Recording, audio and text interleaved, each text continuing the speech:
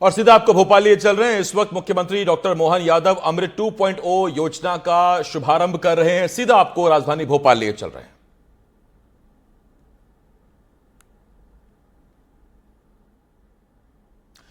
तो आपको बता दें कि आज से अमृत 2.0 योजना की शुरुआत होने वाली है और ये तस्वीरें हम आपको दिखा रहे हैं, सीधी तस्वीरें भोपाल से। और ये आज एक अहम योजना का शुरुआत होने जा रही है और इस योजना का शुभारंभ होगा। तस्वीर आप देख रहे हैं, मुख्यमंत्री का स्वागत हो रहा है और विधायक रामेश्वर शर्मा, मंत्री विश्वास सारंग आपको साथ में उनके नजर आ रहे हैं। तो कार्यक्रम की शुरुआत होने जा रही है और अब से कुछ देर बाद इस कार्यक्रम का शुभारंभ हो जाएगा। और ये जो तस्वीरें देख रहे हैं आप, ये कुशाभाऊ ठाकरे कन्वेंशन है। तस्वीरों में देखकर कुशाभाऊ ठाकरे कन्वेंशन सेंटर, जिसे पहले मिंटो हॉल के नाम से जाना जाता था, और दीप प्रज्वलन के साथ कार्यक्रम की औपचारिक शुरुआत। मुख्यमंत्री डॉक्टर मोहन यादव मौजूद हैं, विश्वास मंत्री और विधायक और पूर्व प्रोटेम स्पीकर रामेश्वर शर्मा भी कार्यक्रम में मौजूद। विश्वास सारंग जी, माननीय विधायक श्री रामेश्वर शर्मा जी, माननीय विधायक श्री भगवान दास सबनानी जी, माननीय महापौर श्रीमती मालती राय जी, माननीय जिला अध्यक्ष श्री रवि देवी जी, माननीय नगर निगम अध्यक्ष श्री किशन सूर्यवंशी जी और संपूर्ण महापौर परिषद भी सहयोग प्रदान कर रहा है। और वो स्वर्णिम अवसर आ चुका है जिसके हम सब साक्षी बनने जा रहे हैं। अमृत 2 व अन्य योजनाओं के तहत विकास कार्यों हेतु भूमि पूजन, नवीन व अनुकंपा नियुक्ति पत्र प्रदान करने हेतु और स्वच्छता मित्रों को सम्मान देने के लिए आपकी तालियों के बीच हम हार्दिक स्वागत, हार्दिक अभिनंदन करते हैं माननीय मुख्यमंत्री जी डॉक्टर मोहन यादव जी का।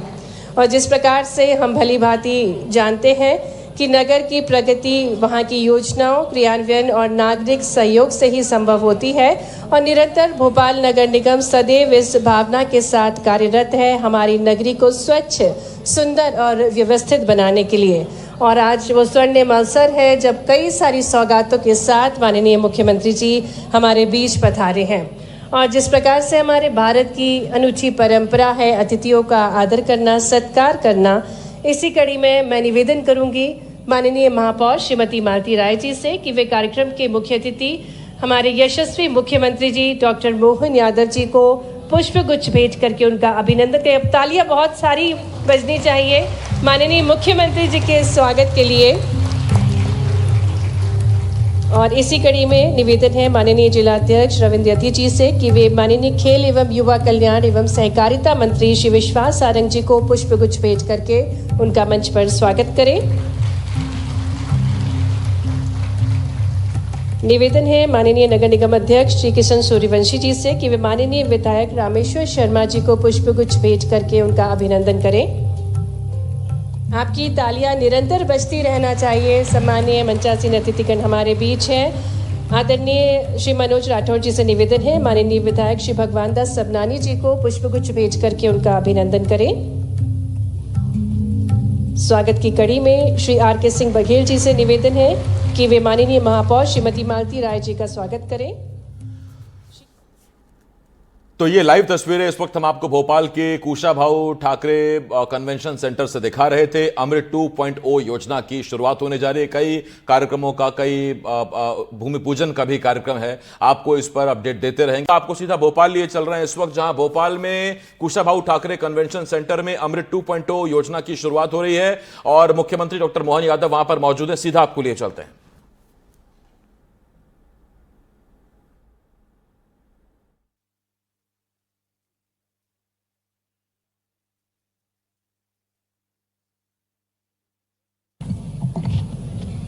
अमृत 2 परियोजना के भूमि पूजन समारोह एवं नियुक्ति पत्र वितरण कार्यक्रम में मंच पर विराजमान माननीय मंत्री श्रीमान विश्वास सारंग जी, माननीय विधायक श्रीमान रामेश्वर शर्मा जी, पूर्व प्रोटेम स्पीकर, हमारी महापौर श्रीमती मालती राय जी, माफ करना आपका आज भाषण बढ़िया टकाटक था, ऐसा बढ़िया बोल रहे थे, एक एक सेंटेंस पूरा मजा आ रहा था सुन करके। अच्छा पैसा मेरा यहाँ ध्यान नहीं गया, जोरदार। इस अवसर पर माननीय विधायक भगवान दास सबनानी जी, भगवान भाई के काम जोरदार है। जो कार्यक्रम भोपाल में 99% किसी की विधानसभा हो ना, वो भगवान भाई की विधानसभा रहती है। मैं कल पहली बार बहुत दूर तक वो स्टेडियम तक गया, माखनलाल विश्वविद्यालय, प्रभु वहां तक मैंने कहा भगवान भाई आपकी हाँ मेरी विधानसभा है। फिर मैंने भगवान सब दूर बराबर ही है, चिंता मत कर। हर जगह भगवान का होना ये भी अच्छा है। मैं आज के इस अवसर पर माननीय सभापति किशन सूर्यवंशी जी आपका भी अभिनंदन करता हूँ। हमारे हंसता हुआ नूरानी चेहरा, दिन रात हंसते रहते, बहुत अच्छा है। इस मंच पर मौजूद सभी माननीय MIC सदस्यगण, माननीय रविंद्र यति जी, हमारे सभी अधिकारीगण और आप सब, कई कारणों को मिलाकर के आज का कार्यक्रम हमारा बहुत अच्छा गरिमापूर्ण भी है। लेकिन एक निवेदन जरूर करूंगा, 582 लगभग 600 करोड़ की हमारी परियोजनाओं में 30,000 घरों में जल मिलेगा और नगर निगम के द्वारा ये बहुत बड़ी उपलब्धि माननीय प्रधानमंत्री जी के माध्यम से, जोरदार अभिनंदन यशस्वी प्रधानमंत्री के जी। सच में ये विजन होना कि हाँ हमारे लिए जो मूलभूत सुविधाएं हैं, उन मूलभूत सुविधाओं को आइडेंटिफाई करके उनके लिए पर्याप्त रूप से धन का उपलब्ध कराना, ये केवल प्रधानमंत्री जी की ये सरकार के माध्यम से हुआ। बहुत लंबा समय चला गया, लेकिन शहर बढ़ रहे हैं, शहर में सुविधाएं बढ़ाने की जरूरत है। और ये जलराशि से सब जुड़ी योजनाओं के लिए तो पता नहीं कितने साल पहले कभी कोई विस्तारीकरण के पैसे मिले होंगे, मुझे नहीं मालूम। कभी नगर बने होंगे, नगर निगम शुरू में आई होगी और कुछ पैसे मिले होंगे। बात के क्रम में केवल पाइपलाइन को सुधारने के काम के भरोसे से या जो अपने से बन पड़े नगर निगम की जो वित्तीय व्यवस्था में से हो जाए, लेकिन समग्र रूप से विचार करके एक साथ काम करना ये बड़ा कठिन जाता था।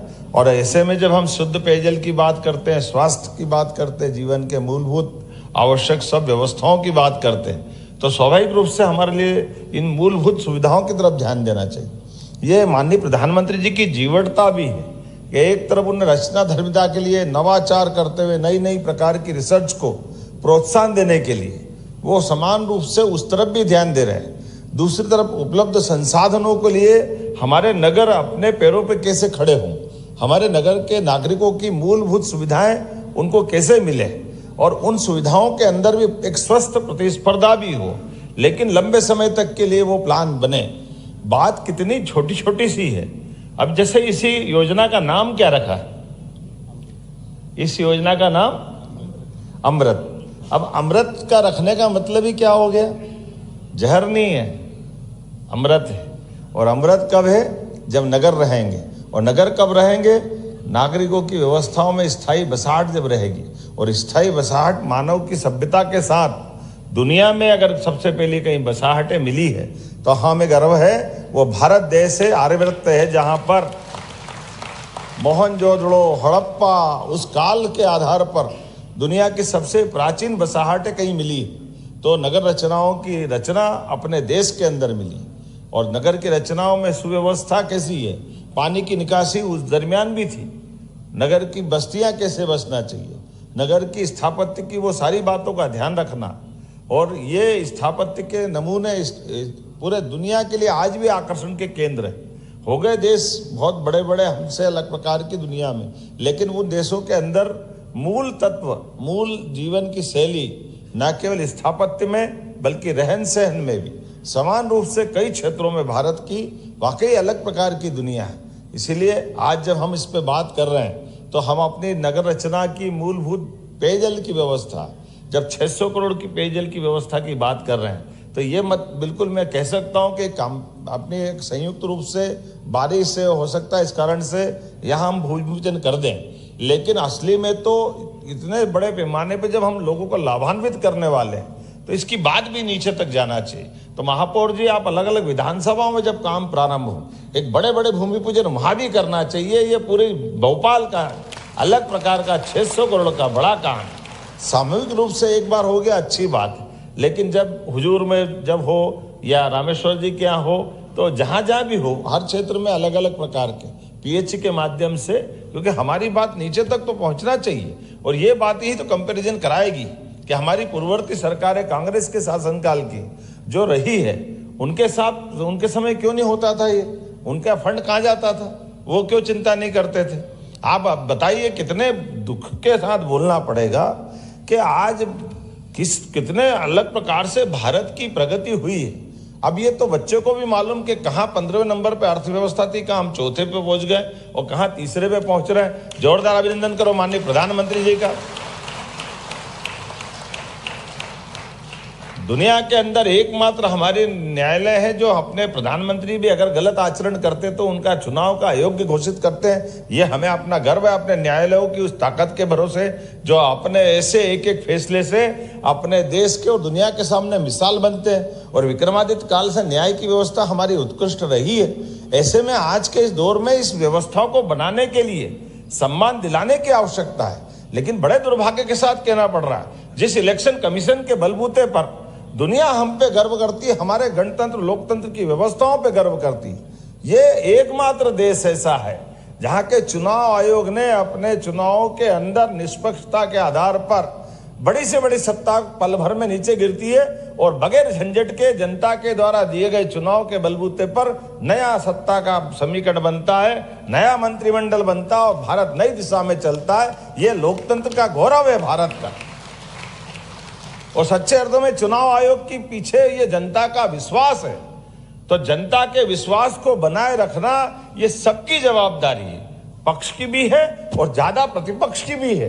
वो अपना आत्ममूल्यांकन करें, अपने अवमूल्यन मत करें। वो अवमूल्यन कर रहे हैं अपनी खींच को मिटाने के लिए। क्या गंदा आरोप लगाते हैं चोरी चकारी का। अरे जिसके मन में बार बार चोरी आती है, जिसके दिमाग में घुसी होती है, वो मुंह पे आती है, वो अपने लाइन पकड़ते हैं, वो रास्ता पकड़ते हैं।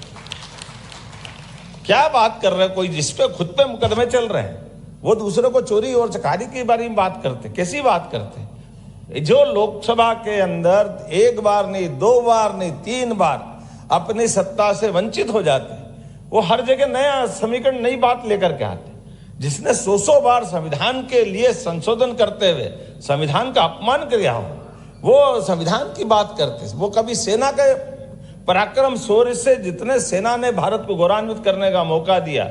हाँ, हमें गर्व है आजादी के बाद से हमारी सेना ने देश की रक्षा की है। हम सबको गर्व है इस बात के लिए। जब सारी व्यवस्थाएं ध्वस्त हो जाती है, सब व्यवस्थाओं में विकृति आती है, लेकिन हमारी सेना ने दुनिया के सामने अपने सीमित संसाधन के बाद भी, अपनी तमाम व्यवस्थाओं में उथल पुथल के बाद भी आज तक भारत के राजनीतिक मानचित्र पर चुनी हुई सरकारों के मामले में उनने मर्यादा रखी। हमें इस बात का गर्व है। एक तरफ वो हमारे इस लोकतंत्र में भरोसा रख करके, चाहे हमारे कमांडर इन चीफ की व्यवस्था हो या हमारे बड़े से बड़े अलग अलग प्रकार के सेना के अलग अलग अध्यक्षों की बात हो, कभी इस बात पे प्रश्न नहीं उठा कि लोकतंत्र से चुनी हुई सरकार को सैनिकों के, अधिकारियों के माध्यम से अगल बगल के देश की तरह कोई उदाहरण बनाया जाए। ये कितने बड़े गर्व की बात है। आजादी के अमृत काल में हम पहुंच रहे हैं और हमारी सेना ने दुनिया के सामने अपनी सीमाओं के अंदर रहते हुए देश के एक तरफ जितने चुनौती भरे कठिन से कठिन हालात हो, बाढ़ हो, कोई दूसरी प्राकृतिक आपदा हो, सैनिकों और सैनिक अधिकारियों ने जान की बाजी लगा करके उन चुनौतियों से, घर की चुनौतियों में भी अपनी मर्यादा में रहते हुए अलग से उदाहरण दिए। और जब सीमा के पार जाकर के भी पराक्रम का मौका आया हो, तो सीमा के बाहर जाकर भी देश के दुश्मनों के साथ सेना ने सदैव हमारा मान बढ़ाया, सम्मान बढ़ाया और देशवासियों की रक्षा की। हमें इस बात का गर्व है, हमें इस बात का आनंद है।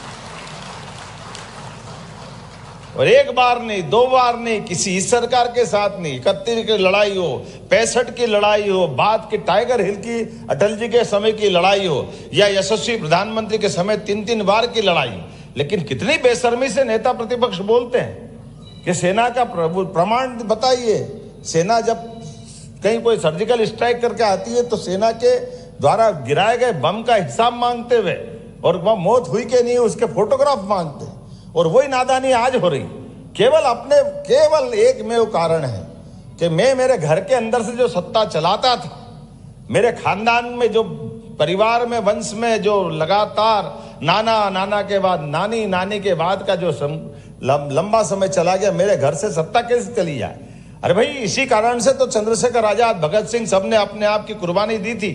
उन्होंने कहा था इनकलाब जिंदाबाद, उन्होंने ये नहीं कहा था कि एक परिवार जिंदाबाद। उन्होंने कहा था कि हाँ, लोकतंत्र की जय होना चाहिए। और लोकतंत्र की जय होने के लिए भगत सिंह ने अपने उस असेंबली के अंदर प्रदर्शन करते हुए, वो चाहते तो उनके हथियारों से कोई लोग को घायल कर सकते थे, उसके हम हालात से किसी की जान जा सकती थी, लेकिन प्रतीकात्मक रूप से इस लोकतंत्र में जनता के वोट से, जनता के द्वारा, जनता के लिए जवाबदेह सरकार बनना चाहिए। और अंग्रेजों के दिमाग में ये बात आना चाहिए और दुनिया का ध्यान जाना चाहिए। इसलिए उस समय का उनका उदाहरण पेश हुआ था। इसलिए हम कहते हैं भगत सिंह जिंदाबाद। ये जिंदाबाद ऐसे ही नहीं होता, एक नहीं, ऐसी हमारी लंबी परंपरा है। लेकिन बड़े दुर्भाग्य के साथ कहना पड़ रहा है, कैसे बेवकूफ बना रहे हैं, क्यों बेवकूफ बना रहे हैं, किसे बेवकूफ बना रहे हैं?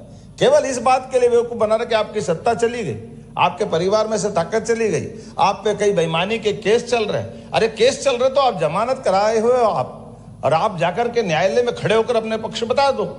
आपका पक्ष होगा तो बरी कर देगी न्यायालय। न्यायालय में अगर आपने आपको प्रकरण के साथ कष्ट में पाते हो तो कुछ तो गलती आपने की होगी, तब तो यहाँ पे मुकदमे बने आप लोगों पे। लेकिन उस मुकदमे की आड़ में देश भर में हमारे देश का लोकतंत्र दुनिया में बदनाम करे, दुनिया में इस बात की कोई छूट कम से कम भारतीय तो नहीं देगा। लेकिन आज के इस अवसर पर ये जो नया खून आ रहा हमारी नगर निगम में, नई नियुक्तियां आ रही है, आज ये लोकतंत्र की नर्सरी होती है नगर निगम, स्थानीय निकाय, हमारी अपनी तीसरी चुनी हुई व्यवस्थाओं का सर्वाधिक महत्वपूर्ण पक्ष है, जो आम जनता से, जिसकी रोजमर्रा की जिंदगी की जरूरतों को अगर सबसे पहले कहीं से वो रूबरू होता है तो स्थानीय निकाय के माध्यम से होता है। इसलिए ये सबसे पहली जवाबदारी हमारी स्थानीय निर्वाचनों के माध्यम से, आपके द्वारा चुनी हुई सरकारों के माध्यम से होती है। मुझे इस बात की प्रसन्नता है, भोपाल ने न केवल अपनी ड्यूटी निभाई बल्कि स्वच्छता संरक्षण में भी अपनी नई पोजीशन बनाई। जोरदार अभिनंदन इस नाते से। और भोपाल तो देश का दिल है, मध्य प्रदेश का पूरा आनंद है। और भोपाल की खूबसूरती, भोपाल का कई प्रकार से उसका वैभव। एक तरफ हमारा टाइगर अभयारण्य, पूरे देश में नगर के पास इतना ज़्यादा नज़दीक कोई हमारा टाइगर रिजर्व नहीं है जो डॉक्टर वाकणकर के नाम से भोपाल में है। नगर निगम के एरिया में टाइगर भी घूमता है और हम सब भी रहते हैं, ये हमारे लिए सौभाग्य की बात। भोपाल अब अपने पुराने वैभव की तरफ भी लौट रहा है। जब राजा भोज द्वार बना करके, राजा भोज के अतीत के काल को 1000 साल पुराना राजा भोज का भोजपुर का मंदिर या भोपाल का ताल या नगर निगम के माध्यम से भोपाल का भोज द्वार बन रहा। जोरदार अभिनंदन करें अपने नए इस परिवेश के लिए। यहाँ मिंटो हॉल के माध्यम से आजकल कुशाभाऊ ठाकरे हॉल हुआ है और इसके पास में एक और हमारा एक कन्वेंशन सेंटर बन रहा है। आज हमको अपनी GIS कराने में भी भोपाल समर्थ हो रहा है। तो व्यापार व्यवसाय के साथ साथ कला, संस्कृति, इतिहास, कई सारे गौरवशाली पक्षों को जीवंत करते हुए अपने उस दौर में भी प्रवेश कर रहा है। और बहुत जल्दी पर्यटन विकास निगम के माध्यम से भोपाल का बड़ा तालाब, बड़ी झील के नाते से हमारे लिए डल झील है कश्मीर में, ये भोपाल की डल झील भी एक तरह से दुनिया को आकर्षित करेगी। यहाँ भी शिकारे चलेंगे, यहाँ भी वो सब दौर आने वाला, जिसके कारण से भोपाल का वो सौंदर्य और आगे बढ़ेगा। इसके आधार पर जब मैं आपसे बात कर रहा हूँ तो कई प्रकार की सौगातों के साथ आज जब हम यहाँ आपसे बात कर रहे हैं, पूरे प्रदेश को माननीय प्रधानमंत्री जी के माध्यम से लगभग 12,000 करोड़ की राशि मिली। उसमें 600 करोड़ की राशि अकेले भोपाल के लिए है। प्रदेश में लगभग 295 अलग अलग शहरों में जल प्रदाय योजना चल रही है। 10 लाख परिवार तक पानी मिलेगा। 33 बड़े शहरों में सीवर लाइन बिछाई जा रही है। 430 जल संरचनाओं का पुनर्जीवन। 385 शहरों में हरित क्षेत्र विकास के काम हो रहे हैं। प्रदेश के 55 जिलों में वाटर टेस्ट की सुविधा है। प्रदेश के 412 शहरों में विमेन फॉर ट्री अभियान के माध्यम से 8,000 से अधिक बहनें हमारे साथ जुड़ी। 16 लाख से ज़्यादा पौधे लगाए गए। और स्वच्छता के मामले में तो 8 शहर देश में पहली बार मध्य प्रदेश के आए हैं। हमें इस बात का गर्व है, जिसमें भोपाल सहित इंदौर, उज्जैन, बुधनी, भोपाल, देवास, शाहगंज, जबलपुर, ग्वालियर, ये सभी क्षेत्र में अपने स्वच्छता के लिए भारत के साथ मध्य प्रदेश ने अपनी एक विशेष पहचान बनाई। और जब विकास की बात कर रहे हैं और आपने कहा कि विश्वास जी आपने याद भी दिलाया, तो ये तो है ही सीएम सिटी, जहाँ सीएम रहेंगे वही तो सीएम सिटी होती है। तो भोपाल अपने लिए ये उस नाते से तो अपनी ही तो सिटी हुई। और मुझे गर्व है कि हाँ, हमारी सरकार के इस राजधानी केंद्र पर पूरे देश के सभी राज्यों में सबके शहर अलग अलग खूबसूरत हो सकते हैं, मैं मना नहीं करता हूँ, लेकिन इस बात का गर्व सबसे खूबसूरत कहीं है तो भोपाल है। परमात्मा की दया से उसकी किसी से कोई तुलना नहीं हो सकती, ये आनंद है। ऐसे में भोपाल को आगे बढ़ाने के लिए हम मेट्रोपॉलिटन सिटी की तरफ भी बढ़ रहे हैं। भोपाल का विकास सुव्यवस्थित हो, सुनियोजित हो, और सुव्यवस्थित नियोजित होने के साथ साथ आने वाले 100 साल तक भी भोपाल में विकास की किसी बात की कमी नहीं रहे। इसलिए भोपाल के विकास में वो सारी प्लानिंग बनाई जा रही है, जिसके आधार पर आसपास के हमारे सभी जिले, चाहे वो राजगढ़ का ब्यावरा हो, रायसेन हो, विदिशा हो, नर्मदापुरम का हिस्सा हो, या भोपाल प्रॉपर हो या सीहोर हो, सबको जोड़ करके हमारा अपना भोपाल का एक स्वरूप बन रहा है। इसलिए भोपाल के चारों तरफ रिंग रोड भी होना चाहिए, इसलिए भोपाल का बाईपास भी बना रहे हैं कि हमारे बड़े तालाब से पहले फंदा से निकाल करके नर्मदापुरम तक का रास्ता एक अलग से बना के निकाल दें। जब हम अपने प्रधानमंत्री को अभी मैं मिल के आया हूँ, तो हमने मेट्रो ट्रेन के लोकार्पण का भी इनको निमंत्रण दिया। जोरदार अभिनंदन करें माननीय प्रधानमंत्री जी।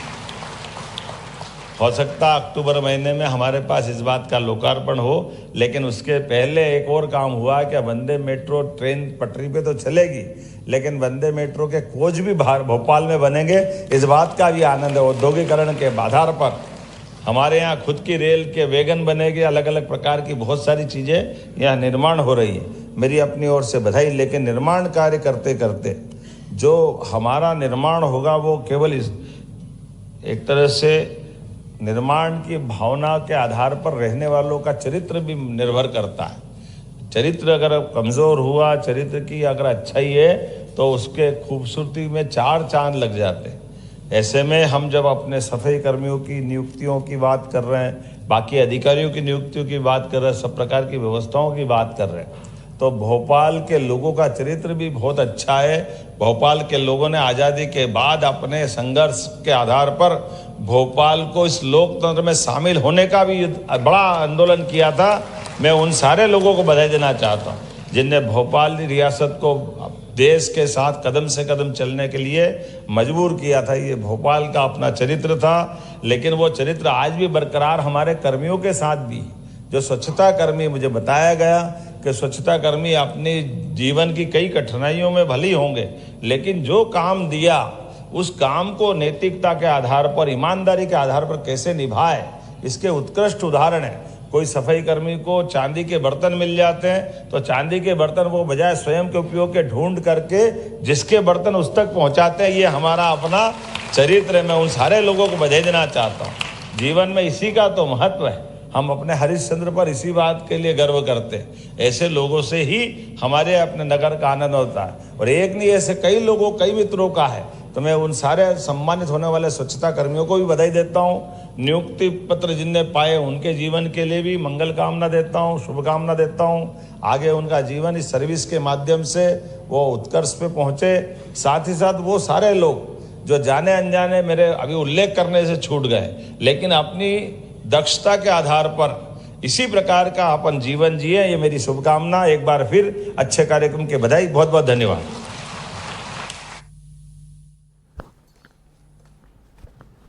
बहुत बहुत धन्यवाद माननीय मुख्यमंत्री जी। और निश्चित ही आपके तो ये तस्वीरें आपको दिखा रहे थे हम कुशाभाऊ ठाकरे कन्वेंशन सेंटर से, जहां भोपाल में अमृत 2.0 परियोजना के कार्यों का भूमि पूजन और नियुक्ति पत्रों का वितरण कार्यक्रम हो रहा था। आप मुख्यमंत्री डॉक्टर मोहन यादव को सुन रहे थे।